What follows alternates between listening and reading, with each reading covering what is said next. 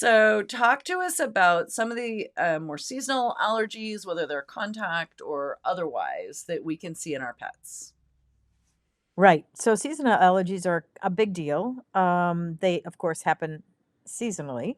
And some dogs will start off with maybe a mild seasonal allergy when they're over a year old, Hmm. and then progressively they get worse. Most dogs with seasonal allergies do not start with allergies until at least their second season.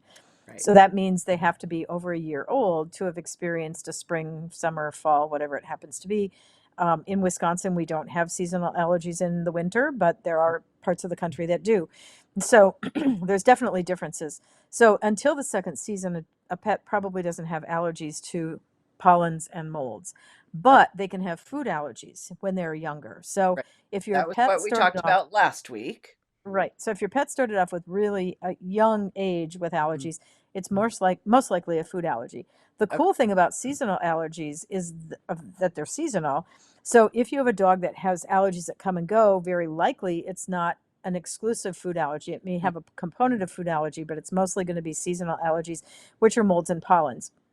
And there may be some component of contact allergy with that because when they walk through the grass, some of that contact may have a role as well. Got it. So seasonal allergies are going to be typically spring and fall in the Wisconsin areas. Hmm. A lot of the temperate climates are going to be a little bit longer of a season. So it depends on where you live and it depends on what your dog's allergic to.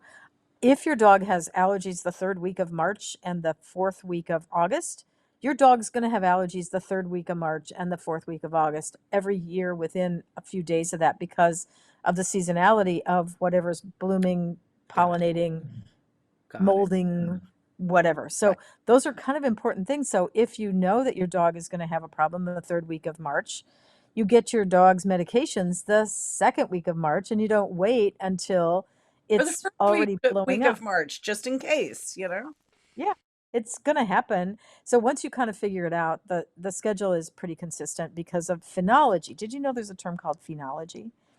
Phenology, not Yeah, phenotype. P-H-E-N. No, Yeah, phenology. So it phenology. has to do with the time of year, like what day did you see the first robin? What day did you see the first mosquito?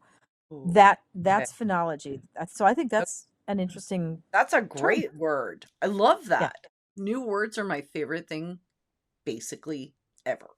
I love new Yeah, words. well, you're a journalist. You I love the language, so that's okay. Yes. So I think it's important that people understand the difference between some of these allergies so that they understand that if their dog is having a lot of problems in the wintertime and they live in Wisconsin, it's probably not seasonal allergies. It's probably related to dust or pollen or I'm sorry, house dust, mites, or something in the house. If Right. it's seasonal, that it's like the worst season time that we see in Wisconsin is late August and early September when the ragweed and goldenrod is out. Uh, So you start to figure out that there are mm, certain times that this is mm, a problem. And so there are certain things you can do to minimize your dog's exposure.